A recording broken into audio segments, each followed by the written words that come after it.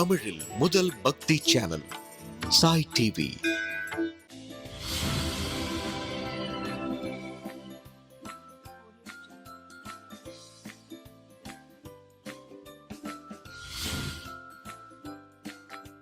Hello குட்டீஸ், welcome to Sai டிவியின் சுட்டீஸ் நேரம். குட்டீஸ் எல்லாரும் கதை கேட்கறதுக்காக டிவி முன்னாடி ரெடியாக வந்துட்டீங்களா? உங்களுக்கு சொல்கிறதுக்காக நானும் வந்துட்டேன்.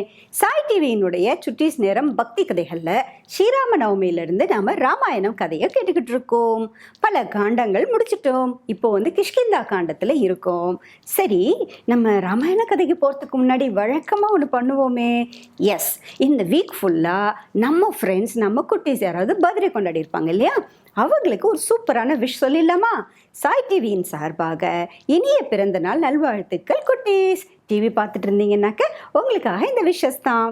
சரி, ஓகே, கதைக்குள்ள போலாமா? கிஷ்கிந்தா காண்டத்தில் எப்போ என்ன நடந்தது அப்படின்னாக்க, பம்பா சரஸ், பம்பா ஏரி, அந்த ஏரிக்கு தான் ராமர் லக்ஷ்மணர் வராங்க. அதுக்கு முன்னாடி சபரியை மீட் பண்ணாங்க, மதங்க வனம் போனாங்க. மதங்கர் அப்படிங்கிற ஒரு முனிவர் கிளம்பி போனதுக்கப்புறம் சபரி ராமர் லக்ஷ்மணருக்காக காத்து கொண்டிருந்தாங்க. சபரியை பார்த்து முடிச்சுட்டு இப்போது சபரி ஸ்வர்கலோகம் கிளம்பி போயிட்டாங்க, அதாவது மேலோகம் கிளம்பி போயிட்டாங்க. அதற்கப்புறமாக ராமர் லக்ஷ்மணர் இந்த பம்பா சரஸ் அப்படிங்கிற அந்த ஏரியை சுற்றி கொண்டிருக்காங்க. எதுக்காக பம்பா ஏரிக்கு வராங்க? ஞாபகம் வந்துடுச்சா? பம்பா ஏரிக்கு அந்த பக்கம் என்ன மவுண்டெயின் இருக்கு? ரிஷ்யமுக பர்வதம். என்ன பர்வதம்? ரிஷ்யமுக பர்வதம், மலைய பர்வதம் அப்படின்னு அதுக்கு இன்னொரு பேரும் உண்டா. பர்வதம்னா மலை, வேறு ஒன்றுமே இல்லை. மலை தான் மவுண்டெயின். அந்த ஒரு மலை இந்த பம்பா சரஸுக்கு அந்த பக்கமாக இருக்குது. அந்த பகுதிக்கு தான் இவங்க இப்போ போகணும். அதுக்கு பெரிய ஏரியா இருக்குது, பம்பா ஏரி. நல்லா இருக்குல்ல கேட்குறதுக்கே? அந்த பம்பா ஏரியை சுற்றி தான் ராமர் லக்ஷ்மணன் நடந்து போகணுமாம். அந்த ஏரியை சுற்றி நிறைய பூக்கள் இருக்குது, ரொம்ப அழகான கிளைமேட்டாக இருக்குது. அப்போ என்னாச்சு? ராமர் ரொம்ப சொல்லி வருத்தப்படுறார் லக்ஷ்மணர்கிட்ட, நான் சீதையை பார்க்க முடியலையே, இந்த மாதிரி இந்த கிளைமேட்னா சீதைக்கு ரொம்ப பிடிக்குமே, அவள் ரொம்ப ரசிப்பாளே, மான்கள் ஓடுவதை ரசிப்பாளே, குயில்கள் பாடுவதை ரசிப்பாளே அப்படின்னு சொல்லி ரொம்ப வருத்தப்பட்டு அழறார். நிச்சயமாக இதே மாதிரியான ஒரு கஷ்டம் சீதைக்கு இருக்கக்கூடாது. சீதை பாவம் எங்கே இருக்காளோ தெரியல, குகையில் இருக்காளோ, இல்லை குளத்தங்கரையில் இருக்காளோ, இல்லை மலை மேலே இருக்காளோ, இல்லை எங்கே இருக்காளோ தெரியல, இல்லை நெருப்புக்குள்ளே இருக்காளோ, இல்லை ஏதாவது ஜெயிலில் போட்டு வச்சுருக்கானோ, எப்படி இருக்காளோ தெரியலையே, என்ன கஷ்டத்தை அனுபவிக்கிறாளோ தெரியலையே சீதை அப்படின்னு சொல்லி ராமர் ரொம்ப மனசு வருத்தப்பட்டு லக்ஷ்மணர்கிட்ட அழறாராம். உடனே லக்ஷ்மணர் சொல்கிறார், அண்ணா அண்ணா நீங்கள் வருத்தமே படாதீங்கண்ணா, நீங்கள் மனசு தேத்திக்கணும். இப்போது ராமர் எப்பெல்லாம் வருத்தப்பட்டு கொண்டே இருக்காரோ அப்போதெல்லாம் லக்ஷ்மணர் அவரை சமாதானப்படுத்தி கொண்டே இருக்கார். ஒரு சூழ்நிலையிலையும் அங்கே லக்ஷ்மணர் தான் ராமரை பாதுகாக்கிறார். ராமருக்கு சகல விதமான பாதுகாப்பையும் கொடுத்து அவருக்கு வேண்டிய உதவிகளை செய்து அவ்வப்போது அவருக்கு அறிவுரையும் சொல்கிறார் லக்ஷ்மணர். அதை நம்ம மறக்கக்கூடாது. லக்ஷ்மணருக்கு எவ்வளோ சூப்பரான ஒரு கேரக்டர் பாருங்க குட்டீஸ். அப்போ லக்ஷ்மணர் சொல்கிறாராம், அண்ணா நீங்கள் கவலையே படாதீங்க அண்ணா, என்னுடைய அண்ணி எங்கே இருந்தாலும் சரி, பாதாள லோகத்தில் இருந்தாலும் சரி, இல்லை எப்பேற்பட்ட குகையில் இருந்தாலும் சரி, ராவணனை அழித்து கொண்டு வர வேண்டியது என்னுடைய கடமை. அதை நம்ம செய்வோம்னா அதுக்காக நீங்கள் மனம் தளரக்கூடாது, எந்த சூழ்நிலையிலும் மனம் தளரக்கூடாது. நமது அடுத்தடுத்த இலக்குகளை நோக்கி நாம் நகர வேண்டும். நமது குறிக்கோள் தான் நமக்கு முக்கியம். நீங்கள் வருத்தப்பட்டு தளர்ந்து போகக்கூடாது அண்ணா, வாருங்கள் அப்படின்னு சொல்லி சமாதானம் பண்ணி நம்ம லக்ஷ்மணர் ராமரை அழைத்து கொண்டு வராராம். இப்போ ராமர் லக்ஷ்மணர் கொண்டிருக்கிறார்கள். இதை நால்வர் சேர்ந்து பார்க்கிறார்கள். யார் அந்த நால்வர் அப்படின்னு கேட்டாக்க, சுக்ரீவன் தான் பார்க்கிறார். சுக்ரீவன் வாலியினுடைய சகோதரன். யார் இந்த சுக்ரீவர்? திடீர்னு என்ன சுக்ரீவன்கிறீங்க, வாலிங்கிறீங்க அப்படிங்கிற டவுட் உங்களுக்கு வருதா? அந்த கதையெல்லாம் சுக்ரீவனே சொல்லுவார். அப்போ நம்ம கேட்போம். ஜஸ்ட் ஒரு கேரக்டர். இப்போ அவர் சுக்ரீவன், அவர் பேர், அதை மட்டும் நீங்கள் ஞாபகத்தில் வச்சுக்கோங்க, சரியா குட்டீஸ்? அதாவது மங்கி பீப்புள் இருந்தாங்க, அவங்களுக்குன்னு ஒரு அரசே இருந்தது, அவங்களுக்குன்னு ஒரு நாடு இருந்தது. அவங்க எல்லாரும் எப்படி இருப்பாங்கன்னாக்க, மங்கீஸே பெரிய மங்கி, இப்போ கொரில்லாலாம் பார்க்குறோம் இல்லையா, அந்த மாதிரி ஒராங்கொட்டான் பார்க்குறோம்ல, அந்த மாதிரி பெரிய மங்கி மாதிரி இருப்பாங்க. கை கால் எல்லாம் நம்மள மாதிரியே இருக்கும், ஆனால் முகம் மட்டும் மங்கியாகவே இருப்பாங்க, மங்கி ஃபேஸாகவே இருப்பாங்க. ஆனால் அவங்கள நல்ல புத்திசாலியாக இருப்பாங்க, பேசக்கூடியவர்களாக இருப்பாங்க, நல்ல நாலேஜ் இருக்கிறவங்களாக இருப்பாங்க. அப்படி ஒரு பெரிய கிங்டமே இருந்துதான் அந்த காலத்தில். என்ன இருந்தது? கிங்டம். நம்ம வந்து இதுக்கு முன்னாடி என்ன பண்ணோம் அப்படின்னாக்க, இதே மாதிரி அரக்கர்கள் இருக்கக்கூடிய ஒரு கிங்டமை பற்றி கேள்விப்பட்டோம் இல்லையா? அது பேர் என்ன ஞாபகம் இருக்கு அவங்களுக்கு? தண்டகாரண்யத்தில் ஜனஸ்தானம் அப்படிங்கிற இடத்த நம்ம கேள்விப்பட்டோம். அங்கே வந்து பல 1000 அரக்கர்கள் வந்து அங்கே இருந்தாங்க அப்படின்னு நம்ம கதையில் கேட்டோம் இல்லையா? அது ஜனஸ்தானம் எப்படி அரக்கர்களுக்கான கிங்டமாக இருந்ததோ அது மாதிரி இந்த கிஷ்கிந்தா வந்து மங்கீஸோட கிங்டமாக இருந்தது. மங்கீஸ் இந்த வானரர்களினுடைய ராஜ்யமாக இருந்தது, அரசாட்சி புரிந்து கொண்டிருந்த அரசாக இருந்தது. இதுதான் கிஷ்கிந்தா அப்படின்னு அந்த பகுதிக்கே, அந்த நாட்டிற்கே பேர் கிஷ்கிந்தா அப்படின்னு இருந்துதான். ஓகே, இப்போ அந்த கிஷ்கிந்தால இருந்த ஒரு கிங்கு தான் சுக்ரீவன். அந்த சுக்ரீவன் தான் அவங்க அண்ணாவால் விரட்டப்பட்டு இப்பொழுது நாடு இல்லாமல் காட்டில் வந்து ஒரு பகுதியில் பதுங்கி மறைந்திருக்கிறார், ஒளிஞ்சு வாழ்ந்து கொண்டிருக்கிறார். அண்ணனால் தன்னுடைய உயிருக்கு ஆபத்து நேரும் என்று பயந்து ஒதுங்கி வாழ்கிறார் சுக்ரீவன். இது ஓகே அவங்களுக்கு? இப்போ புரியுதா? அந்த சுக்ரீவன் வந்து அவருடைய மனைவியையும் தன்னுடைய நாட்டையும் அண்ணனிடம் பறிகொடுத்து விட்டார். அதாவது அந்த சுக்ரீவனுடைய அண்ணாவின் பெயர் வாலி. 2 brothers. ஒரு பெரியவர் பேர் வாலி, ரெண்டாவது தம்பியோட பேர் வந்து சுக்ரீவன். இந்த வாலி என்பவர் சுக்ரீவனது மனைவியையும் சுக்ரீவனுடைய நாட்டையும் எடுத்துக்கொண்டு விட்டார். இப்போ அண்ணனுக்காக பயந்து தான் சுக்ரீவன் அந்த மலை மேலே இருக்கார். ரிஷியமுக பர்வதம் அப்படிங்கிறது ஒரு பெரிய மலை. குரங்குகள்லாம் எங்கே இருக்கும்? இப்போ நீங்கள் போனீங்கன்னா பார்க்கலாம். நார்மலாக எங்கேயும் பார்க்க முடியாது. நிறைய மரங்கள் இருக்கிற இடத்துல, மலைகள் இருக்கிற இடத்துல தான் நம்ம குரங்கை பார்க்க முடியும். கரெக்ட் தானே நான் சொல்கிறது? இப்போ ஏதாவது திருப்பதிக்கு போனீங்கன்னாலோ, இல்லை பழனிக்கு போனீங்கன்னாலோ, இல்லை ஏதாவது பெரிய பெரிய மலை இருக்கக்கூடிய பகுதிகளுக்கு போனீங்கன்னா நீங்கள் பார்க்கலாம், நிறைய மங்கீஸ் இருக்கும். ஸோ மங்கீஸ் எல்லாம் எங்கே இருப்பாங்கன்னாக்கா மலைகளிலும் மற்றும் பல வனப்பகுதிகளிலும் தான் இருக்கும் மங்கீஸ் எல்லாம். அதே மாதிரி தான் கிஷ்கிந்தையிலையும் மலைகளும் மரங்களுமே அதிகமாக உண்டு. வனப்பகுதிகளோடு இருக்கிறது தான் கிஷ்கிந்தா. இப்போ புரிஞ்சிருச்சு இல்லையா? இப்போது ரிஷிமுக பர்வதம் சொன்னோம் இல்லையா, இது முக்கியமான ஒரு இடம். இந்த இடத்தோட உச்சியில் எல்லா மலையிலையுமே ஒரு உச்சி பகுதி இருக்கும், டாப் இருக்கும். அந்த மாதிரியான உச்சி பகுதியில் தான் சில குன்றுகளின் மேலே உட்கார்ந்துருக்காராம் இந்த சுக்ரீவன். யாரோட இருக்காரு? அவருடைய 4 அமைச்சர்களுடன் இருக்காராம்.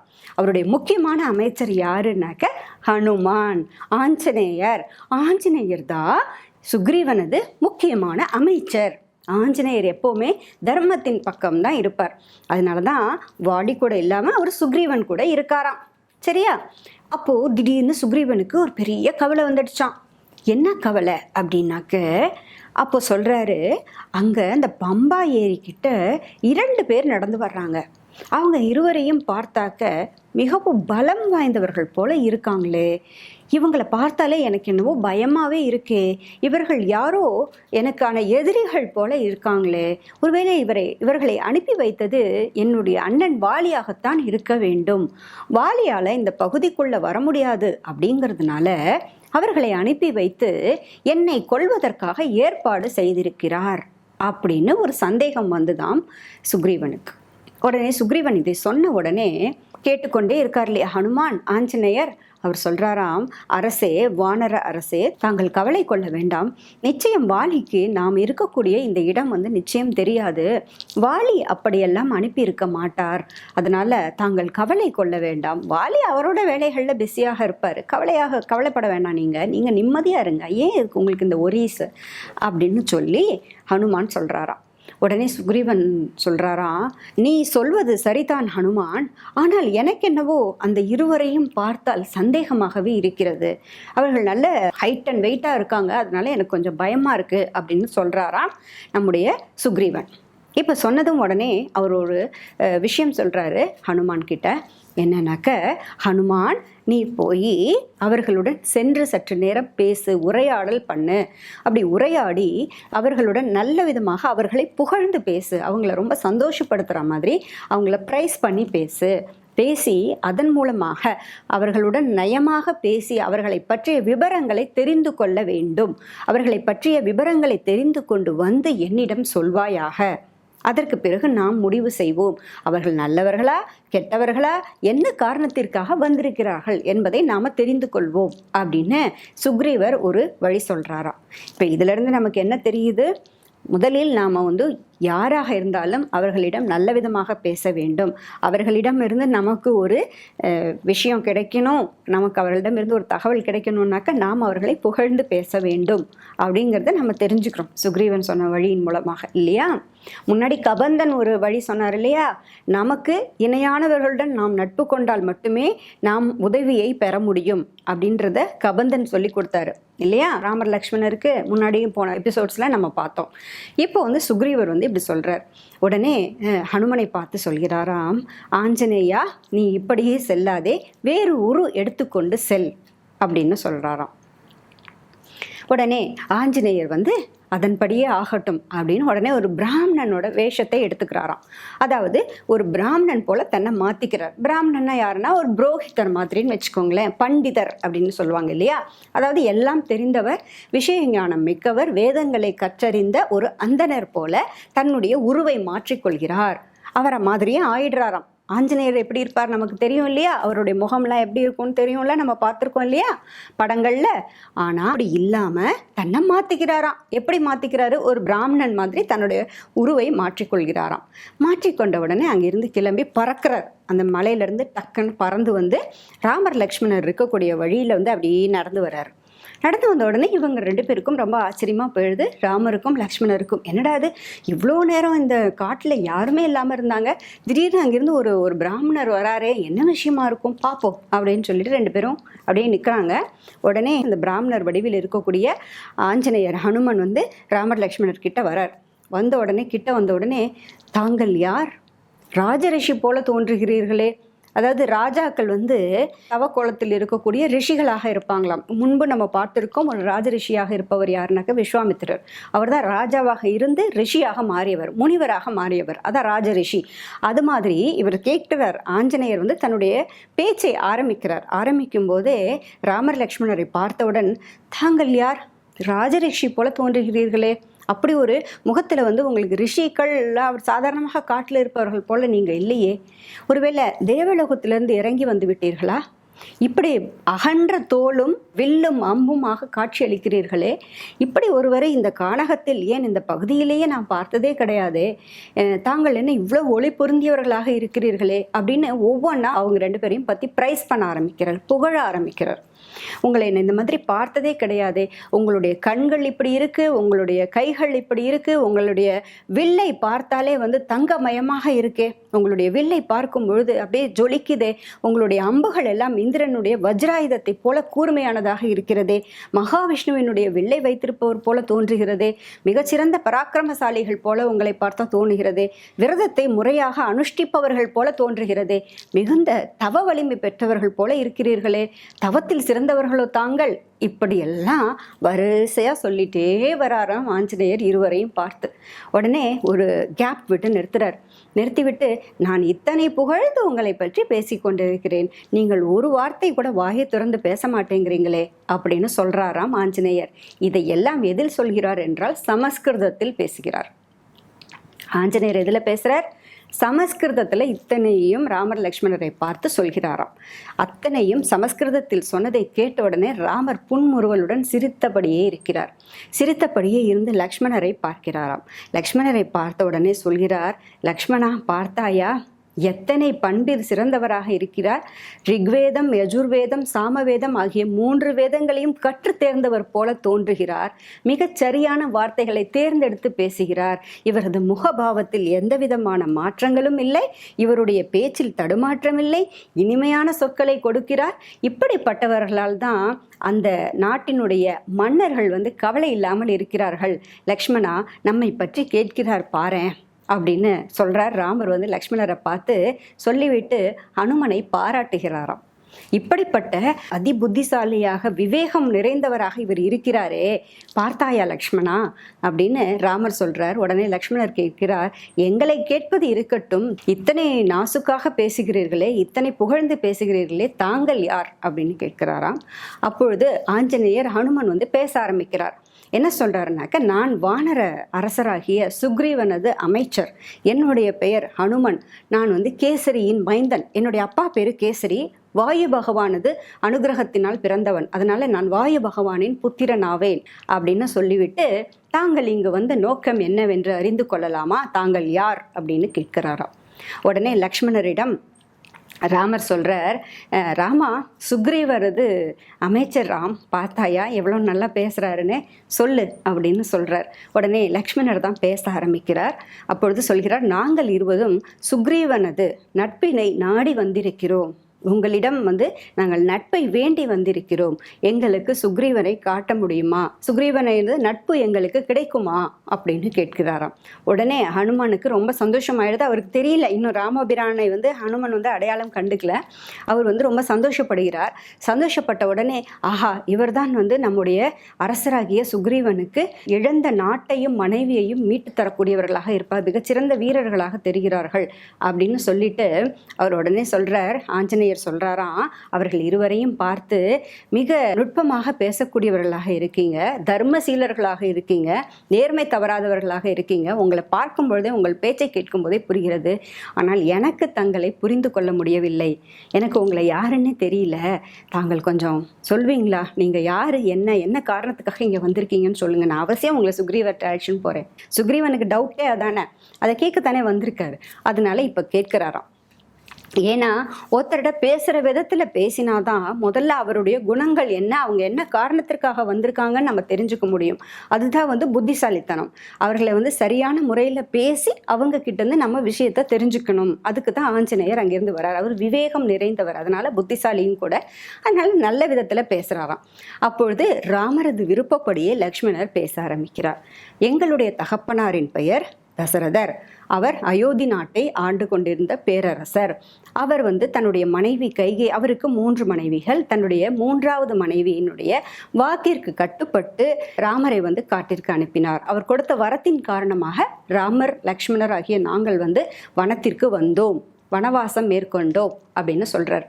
இவர் என்னுடைய அண்ணா ஸ்ரீராமர், இவருடைய பராக்கிரமம் வந்து உலகம் அறிந்தது அப்படின்னு சொல்லி அவர் வந்து மிகச்சிறந்த வீரர், உத்தமமானவர், இரக்கமுள்ளவர், தர்மசீலர், இப்படி எல்லாமே லக்ஷ்மணர் வந்து அவங்க அண்ணாவை பற்றி சொல்கிறாராம். சொல்லிட்டு, என்னுடைய அண்ணா திருமணம் ஆயிற்று, அவருடைய மனைவி பெயர் சீதை, அவரும் எங்களுடன் தான் வந்தார், அண்ணா அண்ணியுடன் நானும் கிளம்பி அவர்களுக்கு பாதுகாப்பாக, அவர்களுக்கு தொண்டு செய்வதற்காக, சேவை புரிவதற்காக நானும் வந்தேன். தண்டகாரண்யத்திலிருந்து இங்கு பம்பாசரஸ் வருவதற்கான காரணம் என்னவென்றால், என்னுடைய அண்ணியாகிய சீதையை அரக்கன் ராவணன் கவர்ந்து சென்று விட்டான். ஆகையினால என்னுடைய அண்ணியாகிய சீதையை கண்டுபிடிக்க வேண்டும். அந்த துக்கத்தோடு நாங்கள் இருக்கோம். சீதையை கண்டுபிடிப்பதற்காக சுக்ரீவனது நட்பை நாடி வந்திருக்கிறோம். எங்களுக்கு இந்த உபாயத்தை கூறியது தனு என்ற கந்தர்வனாகிய கபந்தன் என்ற அரக்க வடிவத்தில் இருந்த அந்த கந்தர்வன் தான் வந்து சுக்ரீவனை சென்று பாருங்கள், உங்களுக்கு தகுந்த உபாயம் கிட்டும் என்று வழி கூறினான். அதன்படி தான் நாங்கள் வந்தோம். எங்களுக்கு தாங்கள் சுக்ரீவனை அறிமுகம் செய்து வைக்க வேண்டும், சுக்ரீவனது நட்பை நாங்கள் விரும்புகிறோம் அப்படின்னு ஒரே மூச்சா சொல்லி முடிச்சாராம் லக்ஷ்மணர். சொல்லி முடிச்சுட்டு என்ன சொல்றார் தெரியுமா? ராமர் வந்து தன்னிடம் இருந்த எல்லா பொருட்களையும் தானமாக கொடுத்து விட்டார். அப்படின்னா என்ன அர்த்தம்னா, இப்போ எங்கள்கிட்ட உங்களை பார்த்து உங்கள் ஹெல்ப் கேட்டு வந்திருக்கோம், ஆனால் உங்கள்கிட்ட கொடுக்கறதுக்கு எங்கள்கிட்ட எதுவுமே கிடையாது அப்படின்னு சொல்கிறாரு. அப்போ ஒரு கெஸ்ட் வீட்டுக்கு போனாக்க நம்ம ஏதாவது வாங்கிட்டு போவோம் இல்லையா, பழமோ பூவோ இல்லை ஏதாவது கிஃப்ட் வாங்கிட்டு போவோம் இல்லையா. இப்போ இவர்கள் இருவரும் கையில் வந்து வில் மட்டும்தான் இருக்குது, அவர்கள் கையில் பணம்லாம் எதுவும் இல்லை இல்லையா, செல்வம் இல்லை, நகைகள்லாம் எதுவுமே கிடையாது. 2 பேருமே தவக்கோலத்தில் இருக்கார்கள் இல்லையா. அதனால் லக்ஷ்மணர் சொல்கிறாராம், எங்கள் கையில் எதுவும் இல்லை, ராமர் வந்து எல்லாவற்றையும் கொடுத்து விட்டார். யார்கிட்ட கொடுத்துட்டார்? தானமாக கொடுத்து விட்டார். ஆகையினால அவரிடம் எதுவும் இல்லை, ஆனால் பாதுகாக்கக்கூடிய வலிமை, வீரம் எங்களிடம் இருக்கிறது. ஆகையினால உங்களுக்கு வேண்டிய நட்பை நாங்கள் கொடுத்து என்னுடைய அண்ணா வந்து உங்களை காப்பாற்றுவார் அப்படின்னு சொல்கிறாராம். இணையற்ற வீரத்தில் சிறந்தவர் என்னுடைய அண்ணா அப்படின்னு அப்படியே குரல் தழுதழுக்க சொல்கிறாராம். எங்கள்கிட்ட கொடுக்கறதுக்கு எதுவும் இல்லை, ஆனால் எங்களிடம் மிகச்சிறந்த வீரம் இருக்கிறது, வலிமை உள்ளது, அதன் மூலமாக உங்களுக்கு வேண்டிய உதவிகளை நாங்கள் செய்வோம், எங்களுக்கு நீங்கள் உதவ வேண்டும் அப்படின்னு கேட்கிறாராம். இப்போ ஹனுமானுக்கு புரிஞ்சு போச்சு என்னென்ன. ஓகே, இவங்க வாலியோட தூதுவர்கள் அல்ல, வாலியால் அனுப்பப்பட்டவர்கள் அல்ல, நிஜமாகவே வேண்டிக் கொண்டு வந்திருக்கிறார்கள் அப்படின்னு தெரிஞ்சு போச்சு. அனுமனுக்கு இப்போதான் புரியறது, ஆஹா ராமர் லக்ஷ்மணர், என்னுடைய ராமபிரான் வந்திருக்கார், என்னுடைய தேவர் வந்திருக்கார், என்னுடைய பெருமானே வந்திருக்கிறார் அப்படின்னு தெரிஞ்சு உடனே ராமர் லக்ஷ்மணரை விழுந்து வணங்குகிறாராம் அனுமன். விழுந்து வணங்கியவர் உடனே என்ன பண்றாருனாக்க, ஆஹா இப்பொழுதே தங்களை நான் சுக்ரீவரிடம் அழைத்து செல்கிறேன் அப்படின்னு விழுந்து வணங்கி எழுந்துக்கிறார். தன்னுடைய உருவம் கிடைச்சிடுதான் அவருக்கு. அதாவது மங்கி ஃபேஸோட இருப்பார் இல்லையா ஆஞ்சநேயர், அந்த முழு உருவமும் அவருக்கு கிடைச்சிடுதான். யாருக்கு? ஆஞ்சநேயருக்கு. அதனால முன்னாடி எப்படி இருந்தாரு? ஒரு பிராமணனோட உருவத்துல இருந்தார் இல்லையா, ஒரு பண்டிட் மாதிரி இருந்தார் இல்லையா, சான்ஸ்கிரிட்ல தானே பேசினாரு. இப்போ அவருடைய முழு உருவம் வந்துடுச்சான். வந்த உடனே ராமரும் இப்படி பண்றாராம், உனக்கு சகல நன்மைகளும் கிடைக்கட்டும் அப்படின்ற மாதிரி ஆசை கொடுக்குறாரு. ராமருக்கும் தெரியும் இல்லையா ஆஞ்சநேயரை, அதனால இவர் பார்த்த உடனே சந்தோஷப்படுகிறார். இப்போ ஆஞ்சநேயர் என்ன பண்றாராம், மிகப்பெரிய உருவம் எடுத்துக்கிறார். எப்படி எடுத்துக்கிறார்? மிகப்பெரிய உருவம் எடுத்துக்கிறார். ராமர் லக்ஷ்மணர் பார்த்து கொண்டே இருக்கிறார்கள். உடனே இப்படி உட்கார்றாராம் ஆஞ்சநேயர். உட்கார்ந்து கொண்டு ராமர் லக்ஷ்மணரை இரு தோள்களிலும் ஏற்றி அமர்த்தி கொள்கிறாராம். ஒரு பக்கம் ராமர் ஏறி உட்காந்துக்கிறார், இன்னொரு பக்கம் லக்ஷ்மணர் ஏறி உட்காந்துக்கிறார். அவர் சொல்றார், என் மேல தோல்ல ஏறி உட்காருங்க, உங்களை நான் சுக்ரீவர்கிடம் அழைத்து செல்கிறேன். ஏன்னா அந்த மலை எப்படி இருக்கு, ரொம்ப செங்குத்தா இருக்கு, மனிதர்கள் ஏறி போவதற்கு ரொம்ப கஷ்டமான மலையா இருக்கு ரிஷியமுக பர்வதம். அதனால அங்கதானே இருக்காரு, மலைய பர்வதம்னு அதுக்கு ஒரு பேர் உண்டு. அதோட உச்சியில தான் இருக்காரு சுக்ரீவன். அங்க அழைத்து போவதற்காக இருவரையும் தன்னுடைய தோளில் அமர்த்தி கொண்டு சல்லுன்னு பறந்து போயிடுறாராம். சர்ன்னு ராக்கெட்லாம் போகும்ல, அந்த மாதிரி டக்குன்னு இப்படி பறந்து போயிடுறாராம் ஆஞ்சநேயர். பறந்து போய் நேராக சுக்ரீவன் அமர்ந்து இருக்கக்கூடிய இடத்துக்கு முன்னாடி இறங்குறாரு. இறங்கி அவர்களை ஒரு 2 நிமிஷம் வெயிட் பண்ணுங்கன்னு சொல்லிட்டு உள்ள போய் சுக்ரீவனிடம் நடந்த விஷயங்கள் அத்தனையும் சொல்றாராம். சொல்லிட்டு உடனே சுக்ரீவனும் வெளியில வருகிறார். ராமர் லக்ஷ்மணர் இருக்கிறார். அப்பொழுது ஆஞ்சநேயர் சொல்றார், அரசே, இவர்கள் அயோத்தி நாட்டிலிருந்து வந்திருக்கிறார்கள். ஸ்ரீராமர் மற்றும் லக்ஷ்மணர் அப்படின்னு சொல்லிட்டு ராமருடைய பெருமைகள் எல்லாம் சொல்றாராம். அவருக்கு வழக்கமானது என்ன, பிராணிகளிடத்திலும் அன்பு கொண்டிருப்பார், மிகச்சிறந்த வீரர், 3 உலகங்களையும் வெல்லக்கூடியவர், பராக்கிரமசாலி, தர்ம குணங்கள் நிறைந்தவர், தர்மசீலர். அதுதான் ரொம்ப முக்கியமா சொல்றாராம். என்ன சொல்றாருன்னா, முதல்ல தர்மங்கள் நிறைந்தவர். தர்மம் தான் ரொம்ப முக்கியம்.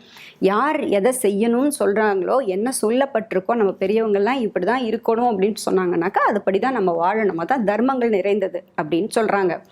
அப்படி தர்மசீலர் அப்படின்னு முதல்ல தர்மசீலர் என்ற வார்த்தையை தான் சொல்றாராம் ஆஞ்சநேயர் சுக்ரீவன் கிட்ட. சொல்லி, இவர் உங்களுடன் நட்பு கொள்ள விரும்புகிறார், நீங்கள் அவருடன் நட்பு கொண்டீர்கள் என்றால் மிக நன்றாக இருக்கும் அப்படின்னு சொல்றாராம். உடனே அதற்கு சுக்ரீவருக்கு ரொம்ப மகிழ்ச்சி ஆயிடுது. உடனே சுக்ரீவர் சொல்றார், ராமரை பார்த்த உடனே, வரவேண்டும் வரவேண்டும், தாங்கள் வரவேண்டும், உங்களை நான் சந்தித்தது மிக்க மகிழ்ச்சி. அனுமன் அத்தனை விஷயங்களையும் சொன்னார் அப்படின்னு சொல்லிட்டு, உங்களை நான் பார்ப்பதற்கு மிகப்பெரிய புண்ணியம் செய்திருக்கிறேன், இது என்னுடைய பாக்கியம், நான் செய்த புண்ணியத்தின் பலனாக நான் தங்களை இன்று இங்கு காண்கிறேன். உங்களை நான் வானரனாக இருக்கக்கூடிய என்னை ஒரு நண்பனாக தாங்கள் ஏற்றுக்கொள்வது என்பது எனக்கு மிகப்பெரிய கௌரவத்தை அளிக்கிறது. உங்களுடன் நட்பு கொள்வது என்பது எனக்கு மிகவும் சந்தோஷமானது அப்படின்னு சொல்லி அவரை அவர் கையை நீட்டுறாராம். அப்போ ராமர் என்ன செஞ்சாரு அடுத்த எபிசோட்ல பார்க்கலாமா குட்டீஸ்? அது வரைக்கும் நீங்க வெயிட் பண்ணணும். ஓகே குட்டீஸ், அது வரைக்கும் டாடா, பை பை. சாய் டிவி நிகழ்ச்சிகள் உங்களுக்கு பிடிச்சிருக்கா? லைக் பண்ணுங்க, ஷேர் பண்ணுங்க, கமெண்ட் பண்ணுங்க, சப்ஸ்கிரைப் பண்ணுங்க, பக்கத்தில் இருக்கிற பெல் சிம்பலை பிரஸ் பண்ணுங்க.